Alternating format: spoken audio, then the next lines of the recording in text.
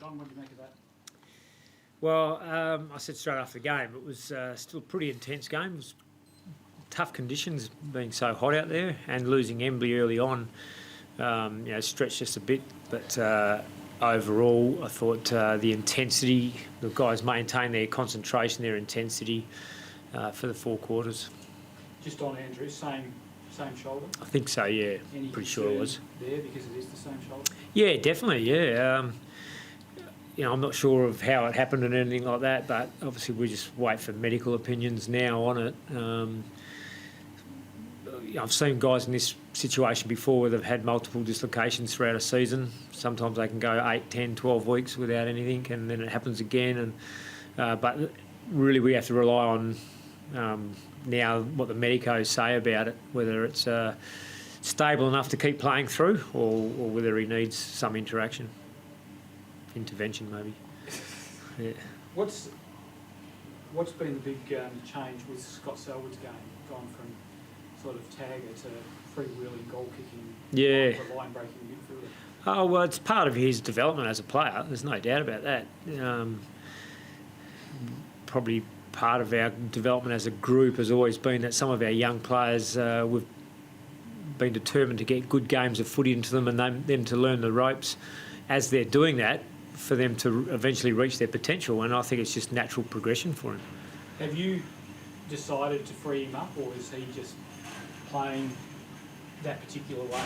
Well, there's various ways to look at it. We've got, with the guys that are in there and working with him, and a little bit on the opposition as well, depending on how tight we want to go with a nullifying role and things like that. But we think we've got some...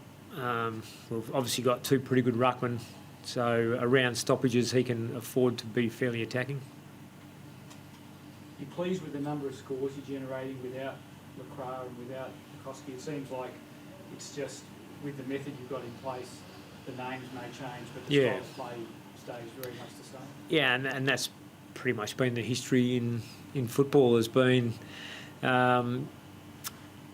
regardless of the names in your forward area, if the ball's in there enough, you generally get enough scoring shots. And we didn't think we were going to replace Nikoski and LaCroix with players that weren't up to playing AFL football. We were going to replace them with very good players.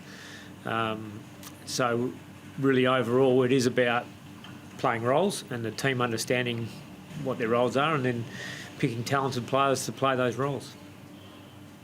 Mark Neal was very effusive about the way you guys play. Do you think or can you already see signs that perhaps you've gone up another level from where you were last year? Still think it's too early at this stage. We were a bit disappointed with some aspects of the way we played last week, and we put it down to the fact it was round 1, but we knew there was areas we wanted to challenge ourselves to get better, and I'll wait and assess the game. It's probably a game that's hard to measure because we got that dominance of the ball inside our forward 50, but we've got plenty of challenges that are going to come our way to see where we're really at over the next number of weeks.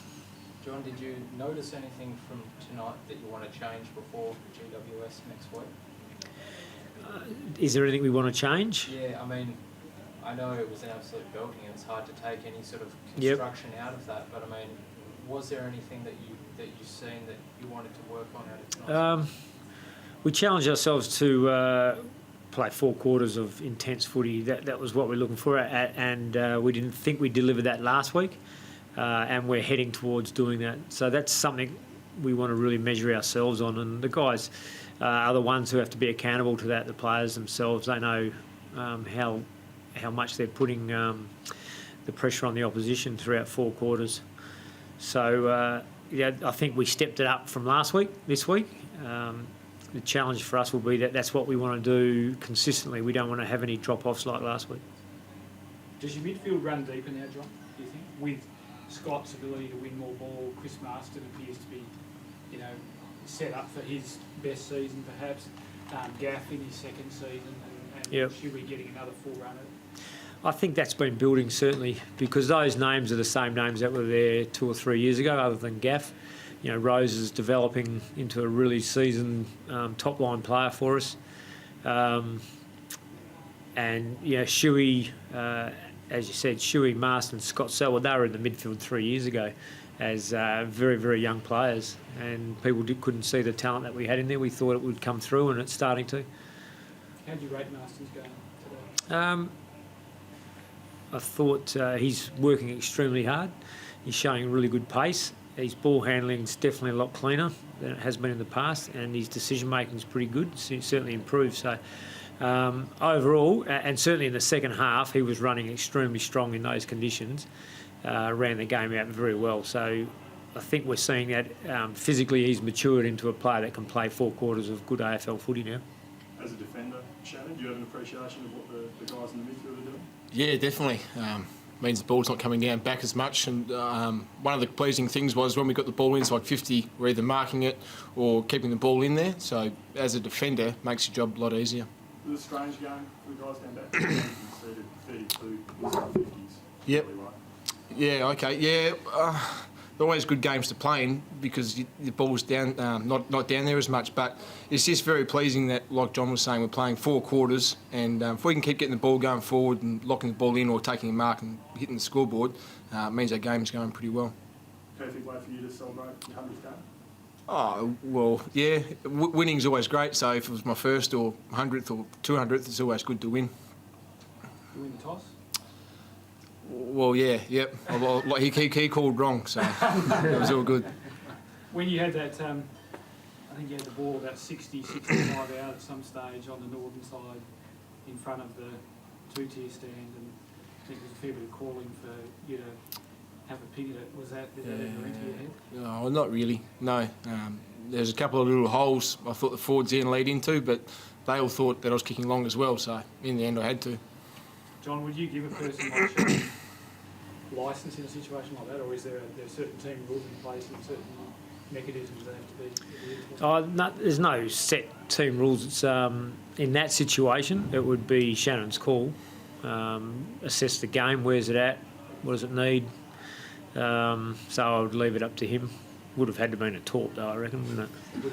Yeah, so... And what would you say to him if he'd have done it and put it into the top tier of the 2-tier stand off the side? Off the side, practice more. Yeah. Do you think about resting anybody next week, or is it too early in the season to worry about something like that?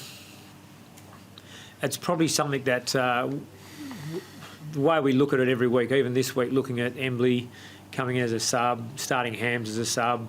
There's other players that we considered playing this week and lightening the load off some players because, as you know, we had a few players coming in last week that were a little bit underdone. So there's a lot of things we've got to weigh up going into this game. But the key thing is we'll just get our absolute best preparation in for the game and pick the team that's going to be the best suited team to go and play. Is there anyone that stands out, John, if Andrew is not right for next week, who can come into the team? No, there's a few. There's obviously the emergencies the last 2 weeks, Whedon, McGinnity and Butler. Those guys are all available, but there's a few other guys that are in really good touch. A few at East Fremantle and a lot of the Claremont boys. Thank you. Thanks, guys.